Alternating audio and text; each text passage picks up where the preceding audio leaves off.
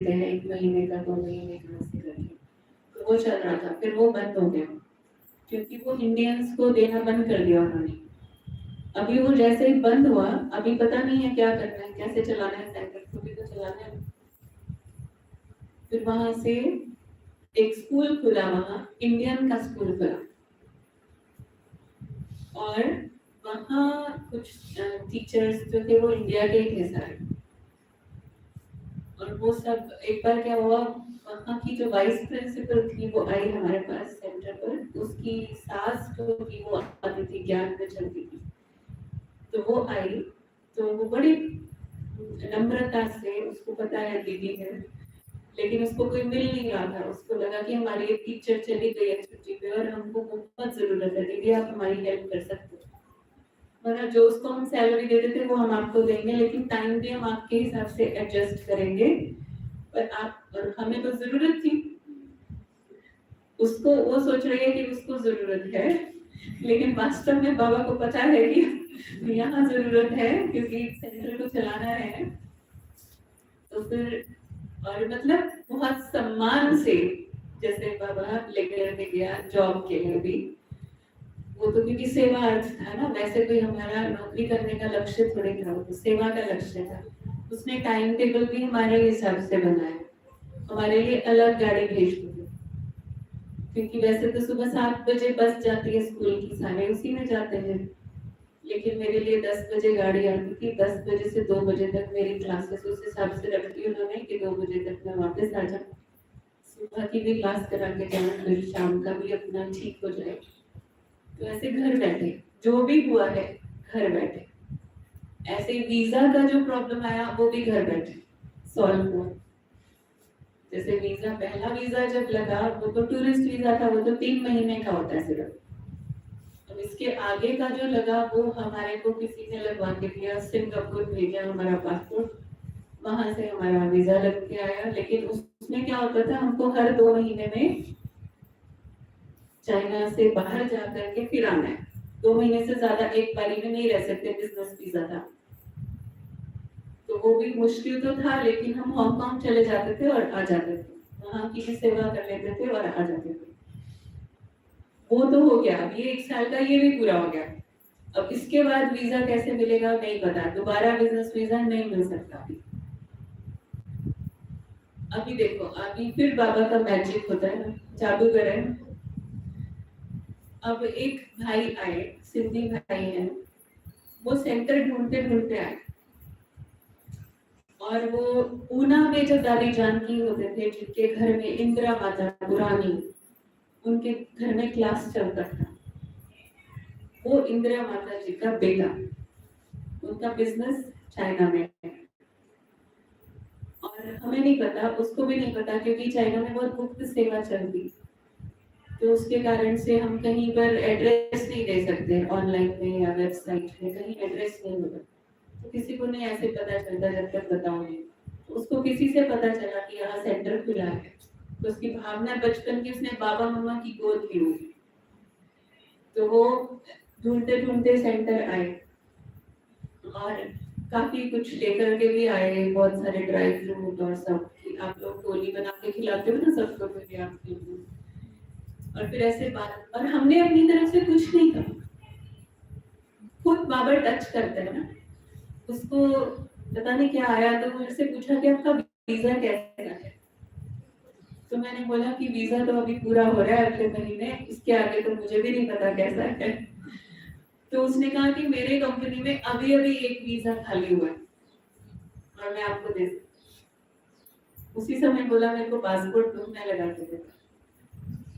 मतलब हर चीज कोई भी एक एक स्टेप में देखती हूँ, तो हर कदम पे हमने क्या करना है, हमने सिर्फ बोलना है यस बाबा, हाँ जी बाबा, बस हमको और कुछ नहीं करना है, बाकी सारा काम बाबा का है।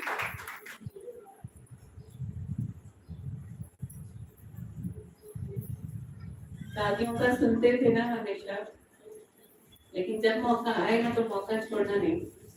जैसे निर्मला शांता दादी सुनाते थे ना कि दादी को तो अस्थमा था और बाबा ने कहा, इसको संदेश आया कि इसको ठंडे बर्फ के पानी से नहला, सिर पे डालो। सुना है ना ये वाली बात? सुना है ना? और तो अस्थमा था उनको, सांस की तकलीफ थी और बीमारी ज्यादा थी और संदेश ऊपर से उनके लिए आया। बाबा ने बोला है कि इसके ऊपर ठंडा ठंडा पानी, बर्फ वाला ठंडा पानी डालो, तो अस्थमा वाले को ठंडा पानी डालो तो वो और बीमार हो जाएगा। लेकिन बाबा ने कहा, और बच्ची कहती है हाँ जी बाबा। तो सारी तैयारी हो गई और जब बिल्कुल डालने लगे तो बाबा ने स्टॉप कर दिया। वो सिर्फ निश्चय का टेस्ट था। तो ऐसे ही होता है, हमको नहीं ये चलानी है बुद्धि की मेरे अंदर वो क्षमता है या नहीं, मेरे अंदर वो योग्यता है या नहीं। ये बात मुझे तो राइट नहीं लग रही है, मुझे तो ठीक नहीं लग रही है, लेकिन बात उस बात की नहीं है, बात निश्चय की है। बात यह है कि मेरा विश्वास कितना, मुझे बाबा पर विश्वास है, बाबा पर निश्चय है। इसका मतलब क्या है कि बाबा की हर बात पर निश्चय, वो मेरा गलत तो कुछ होने नहीं देगा, बुरा कुछ भी हो ही नहीं सकता, ये निश्चय है। संगम युग पर बाबा के बच्चों का बुरा हो ही नहीं सकता। मेरे साथ सब कुछ अच्छा ही होगा। एक बार रिपीट कर दीजिए। एक सुर में बोलेंगे,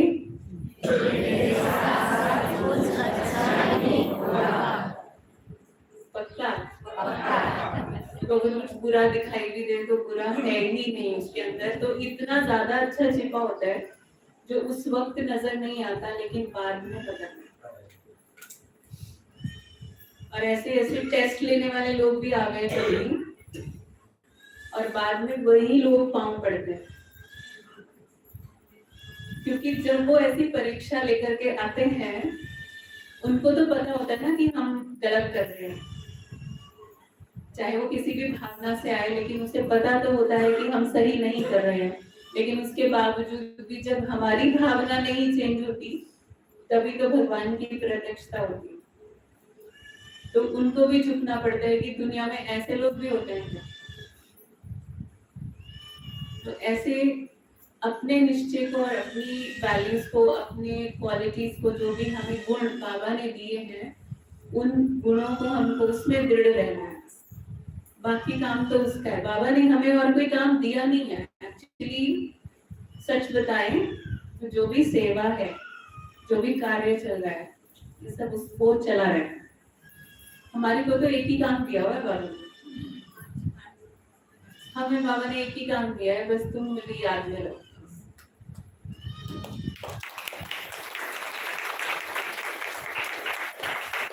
कई जगह पे जाते हैं ना, कभी प्रोग्राम होता है तो कोई छोटी बहनें वहां पर थी तो वो बहुत भाग रही, तो ऐसे जैसे बहुत सारा काम हो जाता है ना, तो ऊपर नीचे अंदर बाहर ऐसे भाग रही। तो मैंने ऐसे ही खड़े होकर, मैं साक्षी होकर देख रही थी, तो मैंने उसको बोला, मैंने कहा भगवान के बच्चे हैं ना, तो हमें देखकर सबको ये लगना चाहिए कि हमारे काम भगवान करता है, हम कर रहे हैं ये लगना नहीं चाहिए। भले हम कर रहे हैं, हमारे से ही करवा रहे हैं, लेकिन चिंता की, फिक्र की, भाग दौड़ की कोई भी लकीर दिखाई न दे।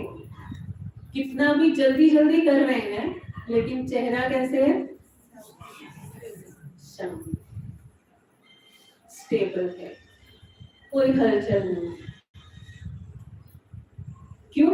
और वो चेहरा वैसा कैसे होता है? जब अंदर निश्चिंत होते हैं, कोई चिंता नहीं है, हमें पता है हो ही जाना है, ये हुआ पड़ा है और टाइम से पहले हो जाना है, लेट भी नहीं होगा। क्योंकि हमें तो ड्रामा का ज्ञान हमें तो बाबा ने पहले ही दिया हुआ है कि नथिंग न्यू, रिपीट हो रहा है सिर्फ। पहले भी हुआ था, पहले भी यही किया था, दोबारा कर रहे हो, कई बार किया है, नया तो कुछ है ही नहीं। तो उस ज्ञान को यूज करने का समय तो वही होता है ना। तो याद रखना है अंदर में कि हमारे काम भगवान करता है, ठीक है? कोई पूछे और लगना भी ऐसे ही चाहिए कि वो आके करके चला जाता है, हम तो निमित्त मात्र, हमारे हाथ यूज करता है, मुख यूज करता है, लेकिन वो आके करके चला। ऐसे ही महसूस होना चाहिए। तो हमारे काम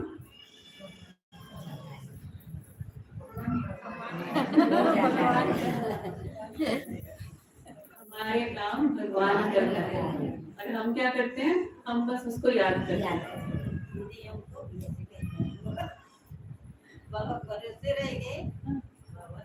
हाँ, बस उसके भरोसे। ऐसा नहीं कि ऐसे करके बैठ जाते हैं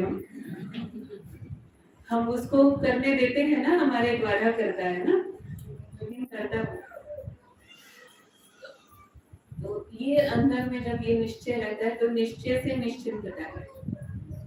तो जीवन हमारा जितना निश्चिंत हो जाता है, उतना हमारी शक्ति बढ़ती है। एक जितने टाइम में लोग एक काम करते हैं, उतने में हम 4 करते होता है ना। तो किसी के घर में 2-4 मेहमान भी आते हैं, लौकिक में देखो तो कितना हो जाता है हलचल कि आज मेहमान आ रहे हैं। और बाबा के घर में रोज मेहमान आते हैं, कितने सब आते हैं।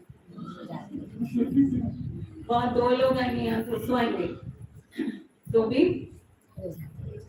सब हो जाता है।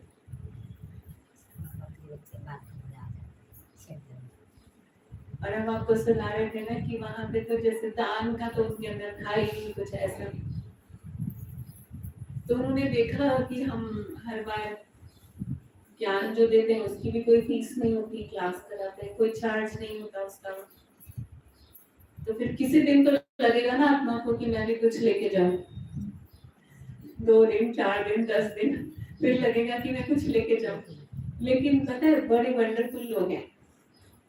वो एक बहन पहली बार, चाइनीज बहन, वो लेकर के आई, एप्पल लेके आई थोड़ा और लाके उसने, मैंने बोला अगर बाबा का कमरा था, मैंने कहा वहां रख।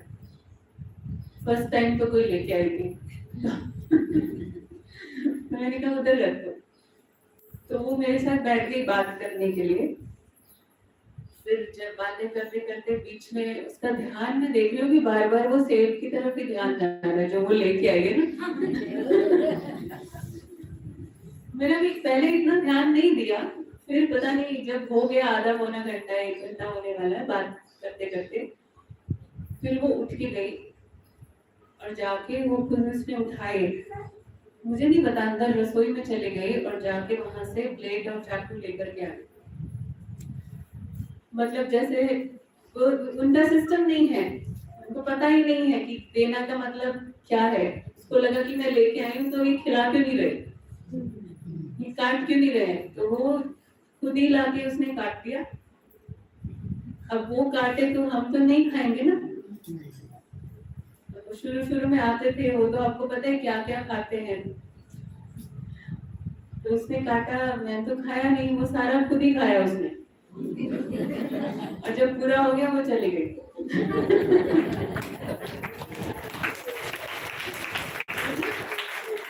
उनको ये समझ ही नहीं कि हम बाबा के घर में लाने का मतलब क्या। धीरे धीरे करके वो तो ब्राह्मण जब बने और फिर समझ में आया तो सीखा।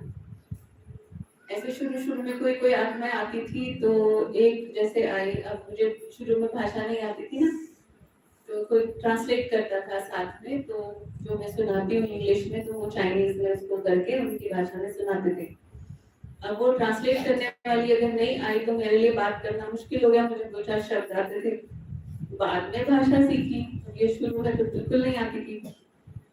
अब एक बहन आई, 2-3 इकट्ठे आए जैसे एक परिवार, तो वो आए और आके, मुझे तो कुछ ज्यादा बात करनी नहीं आ रही, तो फिर मैंने इशारे से बाबा के कमरे की तरफ इशारा किया। मुझे लगा कुछ वाइब्रेशन लेगी वहां बैठ के कम से कम, क्योंकि मैं कोर्स तो नहीं करा सकती बिना भाषा के, अंदर कैसे कराऊं। तो वो बाबा के रूम में बैठ के जाके जब 15-20 मिनट हो गए तो निकले नहीं बाहर, तो मैंने अंदर जाके देखा वो सब सोए पड़े हैं मतलब अच्छी तरह से लेटे हुए हैं, सो रहे। पता नहीं मैं नहीं समझा पाई शायद कि वहां पे क्या करना होता है बाबा के तो उसको जो भी समझ आया वो अच्छे से, 1 घंटा लगभग वो सोए और फिर जब वो बाहर आए तो वो अपनी भाषा में सुना रहे हैं, बड़ी उससे उमंग से सुना रहे हैं, लेकिन मुझे कुछ समझ में नहीं आ रहा क्या बोल रहे हैं, पर खुश थे। ऐसा लग रहा था कि वो कह रही कि हमें बहुत शांति मिली, बड़ा अच्छा लगा। तो उस दिन तो मुझे कुछ समझ नहीं आया। अगले दिन वो 4 को और लेके आई।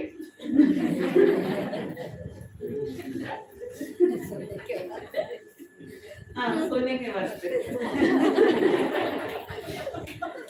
क्योंकि उसने जाके प्रचार किया अच्छी तरह से।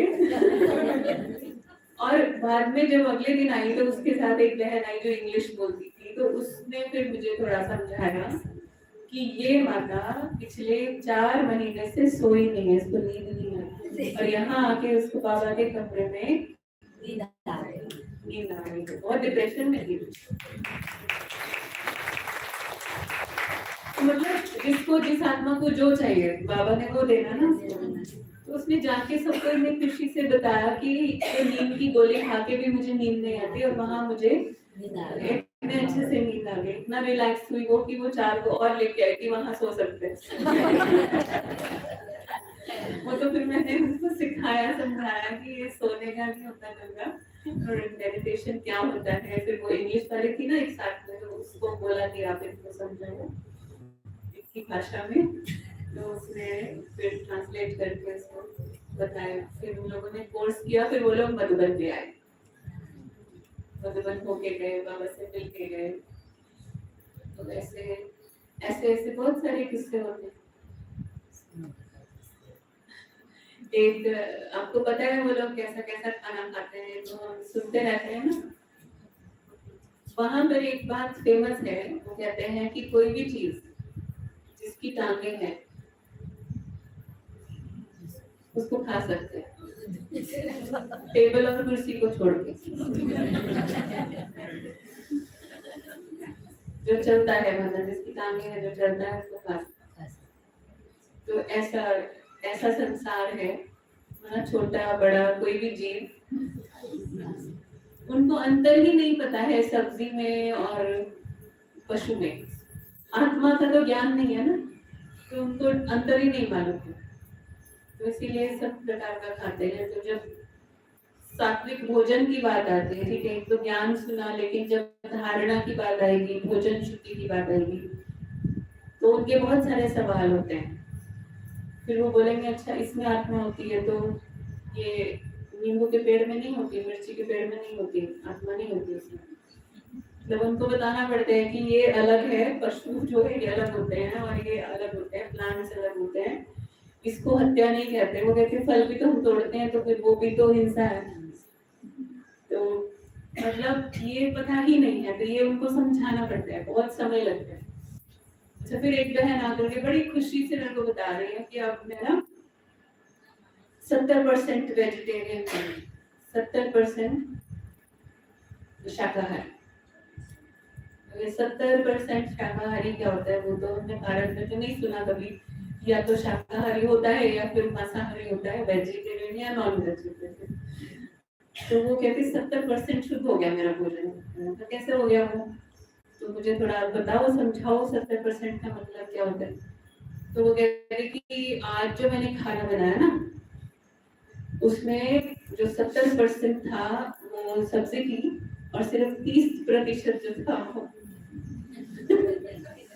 दूसरी चीजें थी। हाँ, सब कुछ मिक्स,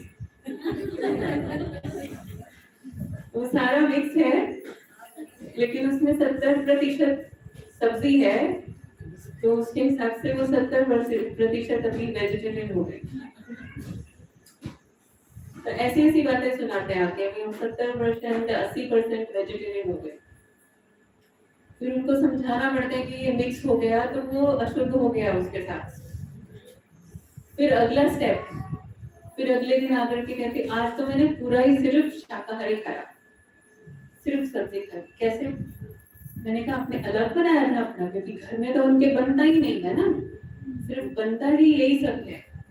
तो मुझे हैरानी हुई कि आपने अलग बनाया था। कहते नहीं, मैंने उसमें सिर्फ चुन चुन के खा लिया।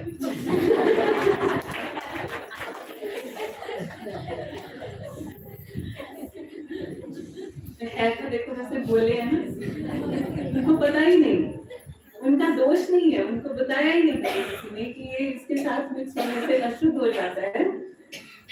तो ये समझाना पड़ता है। अभी मैं अगर कुछ और बातें सुनाऊं तो हो सकता है आपका क्योंकि जिसने कभी नहीं खाया उसको अच्छा ऐसे लगता है, अजीब लगता है ना। मुझे बहुत अजीब लगता था। मैं कुछ समय तक तो सब्जी खरीदने भी नहीं जाती थी। पहली बार मुझे याद है जब मैं गई, क्योंकि यहाँ तो अलग होती है ना इन चीजों की, तो मार्केट ही कहीं अलग होगी किसी को लेना तो सब्जी के साथ थोड़ी होगी। और वहाँ क्या है कि बाहर मार्केट में पहले ये सब चीजें दिखेंगी आपको, अंदर जाके कहीं सब्जी की दुकान होगी तो आपको उसमें से गुजर के ही जाना पड़ेगा। तो मैं गई वहाँ, इतनी स्मेल, वहीं से वापस मैं तो कुछ भी खा लूंगी, खिचड़ी बना के खा लूंगी सब्जी। बहुत मुश्किल था जाना वहाँ पे और उसको बिल्कुल उसमें से गुजर के जाना और फिर जाके सब्जी मिले। फिर किसी न किसी की कोई था भी नहीं शुरू में कि कोई मददगार हो कि जाके वही ले आए।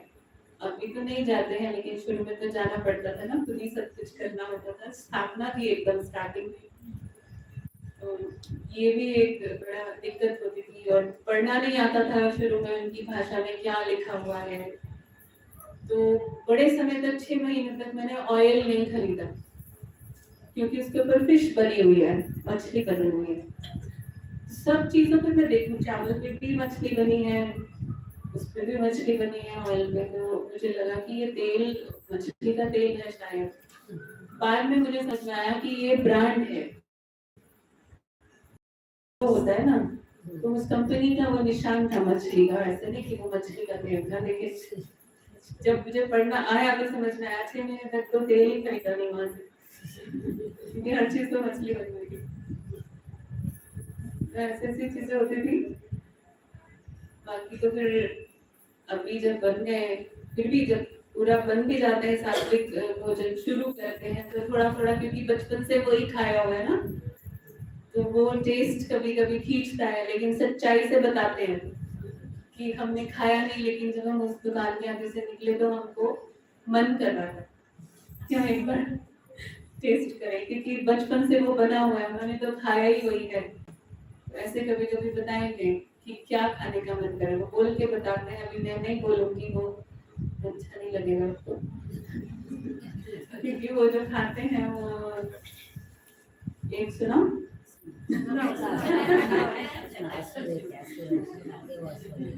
ये मेंढक होता है ना, उसका सैंडविच बनाते हैं, पूरा का पूरा बीच में रखा होता है। क्योंकि मैं खाया नहीं, सच बता रही हूँ, लेकिन मेरा मन बहुत कर रहा था। मतलब ऐसे एकदम बना हुआ है, एक स्थिति ये। फिर जब कुछ समय हो जाता है उसके बाद आज वही बाबा के बच्चे हैं, वो कहते हैं कि अभी हम उस शॉप के आगे से भी निकलते तो हमको उल्टी जैसा होता है। वही बच्चे जिन्होंने वही सब कुछ खाया हुआ था, और जैसे जैसे शुद्धि होती जाती है ना, क्योंकि मन भी शुद्ध होता है और तन भी शुद्ध होता है, तो अब वो बिल्कुल स्मेल भी, वो बोलते हैं कि नहीं। और भारत के भी बहुत सारे बच्चों से पक्के होंगे, हाथ नहीं लगाएंगे, बाहर की चीज को हाथ में लगाएंगे, खुद बनाएंगे। तो जब पक्के हुए, जब समझ में आ गया, तो फिर इतना समझ में आ गया कि अब तो पूरा पूरा धारण करना है, तो पूरा 360 डिग्री जैसे पूरा ही परिवर्तन। ऐसा बाबा का वंडर देखते हैं तो लगता है कि कैसे कैसे एकदम, जब बाबा कहते हैं ना अजामिल जैसे जो है उनको भी बाबा परिवर्तन कर देते हैं। काम तो उसी का, वही कर सकते। तो फिर हमने स्टडी किया कि वो लोग का खाना जो बनता है तो उसको चेंज करके वही चीज को वेजिटेरियन तरीके से कैसे बनाया जा सकता है, पूरा शाकाहारी करके, लेकिन उनको अपने तरीके का भोजन मिले। तो वो फिर हमने कुछ कुछ रेसिपीज बनाई, नई रेसिपीज बनाई। तो वो फिर हम बीच बीच में उनकी क्लासेस रखते हैं, वेजिटेरियन खाना कैसे बनाना है, शाकाहारी भोजन कैसे बनाना है। नहीं तो वो कहते हैं कि हम बनना चाहते हैं शाकाहारी, लेकिन हम जब बनाते हैं तो वो टेस्टी नहीं बनता, तो वो अच्छा नहीं लगता, तो फिर खा नहीं पाते क्योंकि बनाया नहीं है कभी।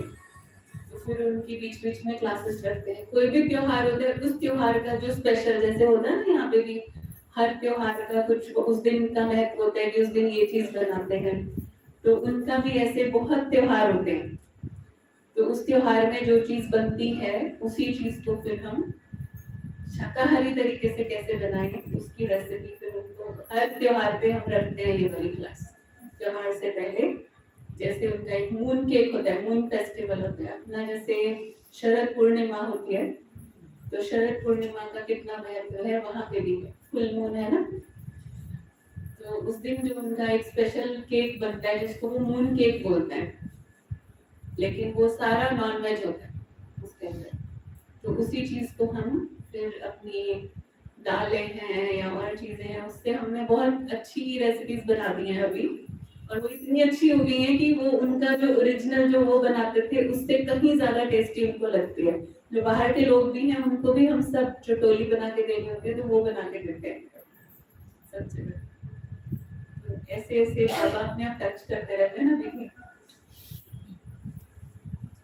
और फिर यहाँ आते हैं, आप सबको देखते हैं बाबा के बच्चे जो यहाँ पे कैसे अपने परिवार में रह करके और फिर रेगुलर क्लास में आ रहे हैं, कैसे धारणा कर रहे हैं, सेवा में भी लगे हुए हैं, घर भी संभाल रहे हैं और सेवा भी कर रहे हैं। तो भारत से तो बहुत सारी प्रेरणाएं लेके जाते हैं आते हैं। पिछली बार भी बहनें आई तो उनको लगता है भाइयों को देख के भी, भाइयों को देख के और भी खुश होते हैं, क्योंकि वहाँ वैसे तो सब जगह ही माताओं की संख्या ज्यादा होती है, लेकिन वहाँ बहुत ज्यादा तमो प्रधानता में भी बहुत ज्यादा तमो प्रधानता है, भाइयों के अंदर तो और ही ज्यादा है।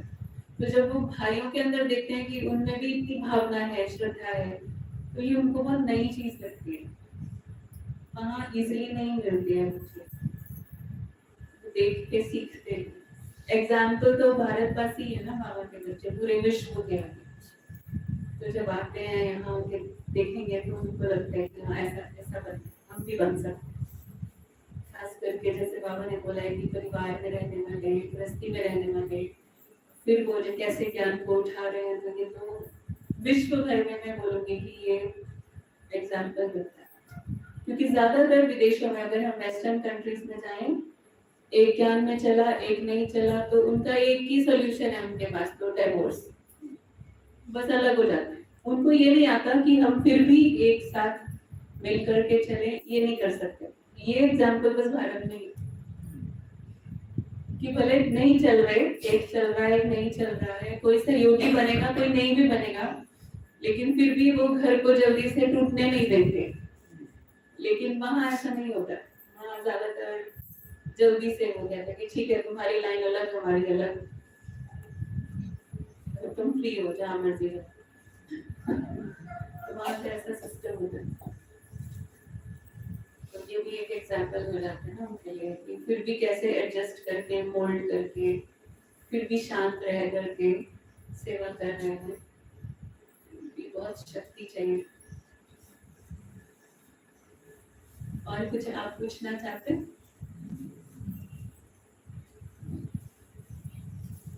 कुछ कहना चाहते हैं दीदी, और क्या सुनाऊं? और तो मुझे ऐसे लग रहा है कि मेरे को भी ये स्पेशल भाग्य मिल गया है, क्योंकि सविता दीदी ने इनवाइट किया और उनके कारण से फिर आप सबसे कितने सब बहनों से, क्लास में, स्कूल से, सबसे मिलने का भाग्य मिला। वैसे हम आते हैं तो आते हैं मधुबन से ही या दिल्ली तक, बस वहां से वापस चले जाते, और ज्यादा कोई सेंटर्स पे जाने का नहीं मिलता। लेकिन अभी तो लॉकडाउन, अभी वहां पे दोबारा से लॉकडाउन हो गया, फिर से वायरस, अभी चौथी लहर आ गई है वहां पे। तो सब बंद पड़ा है, और वहां पे तो अभी चल रहा है दिन में 2 बार टेस्ट हो रहा है सबका, हर रोज। तो मैं सोच रही थी कि इसीलिए अभी बाबा हमको जाने नहीं दे रहे हैं, अभी ऑनलाइन में यहाँ से ही कराते हैं उनको क्लास।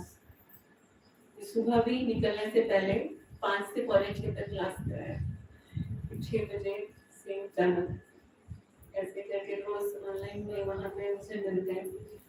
और इसी 2 साल के अंदर ही नए बाबा के बच्चे भी जुड़े हैं, ऑनलाइन भी जुड़े हैं। और खुशखबरी है एक और, कि 2 और नए शहरों में लॉकडाउन में, मैं यहाँ पे हूँ, तो 2 जगह पे नए स्थान भी मिल गए हैं।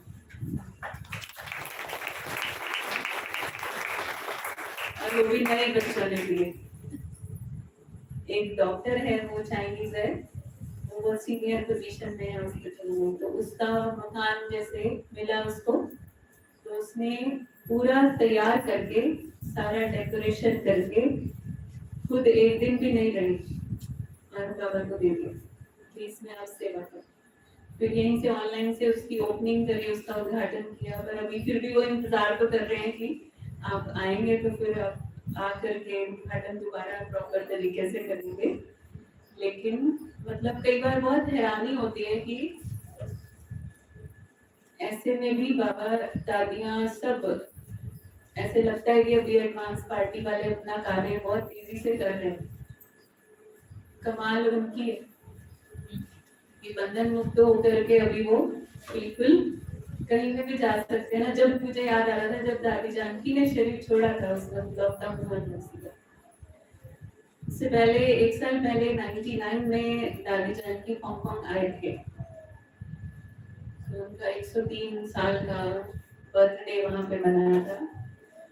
हांगकांग तक आए थे, लेकिन हांगकांग का बॉर्डर क्रॉस करके फिर चाइना मेनलैंड है ना, जहाँ पे सेंटर है उनका, तो हमें बहुत संकल्प था। लेकिन दादी की हालत को देख के हमने भी नहीं कहा ज्यादा, क्योंकि शरीर तो पुराना, इतना बुजुर्ग, तो इतना ट्रैवल करना तो पॉसिबल नहीं था, लेकिन संकल्प था। तो जब दादी ने शरीर छोड़ा तो उस वक्त मुझे एकदम से पता है क्या थॉट आया कि दादी अब तो आप आराम से चक्कर लगाओगे।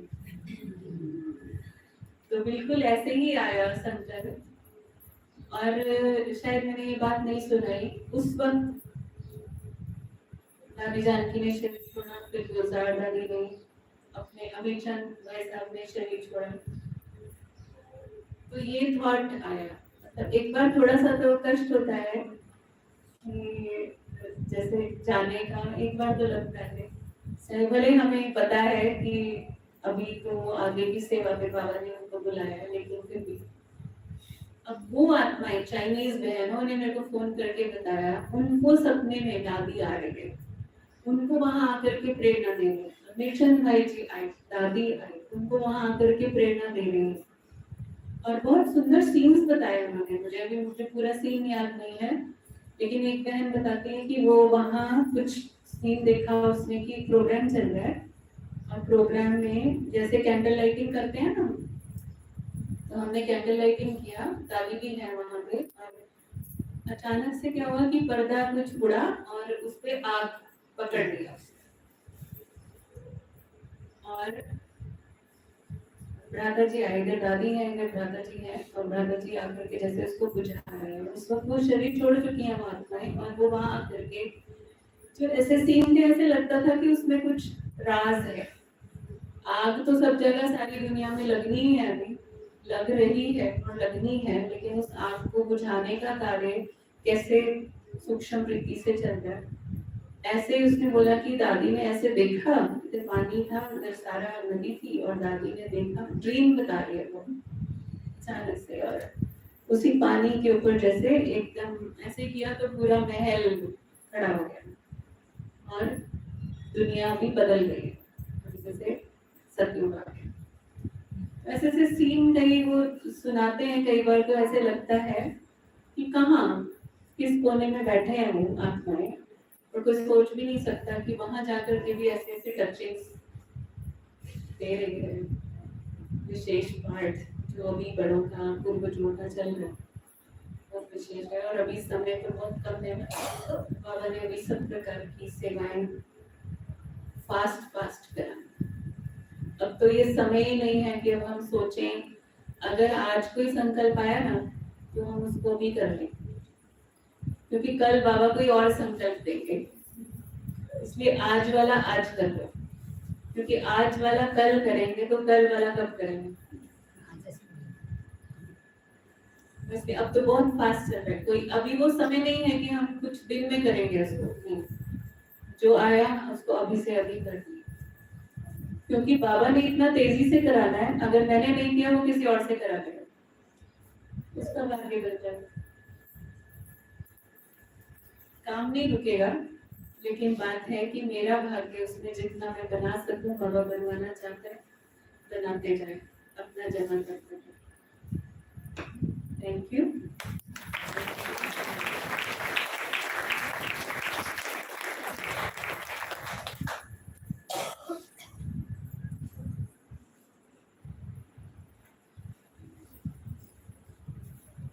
एक गीत बजाएंगे।